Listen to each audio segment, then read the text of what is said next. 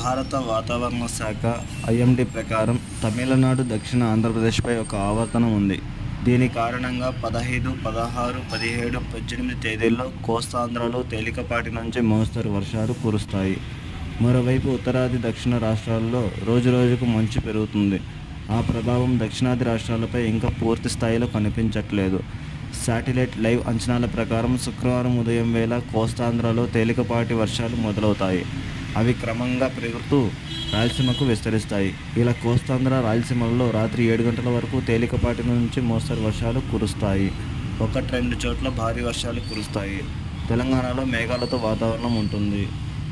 మరిన్ని వీడియోస్ కోసం మన ఛానల్ను లైక్ చేయండి, సబ్స్క్రైబ్ చేయండి, కామెంట్ చేయండి. Thanks for watching.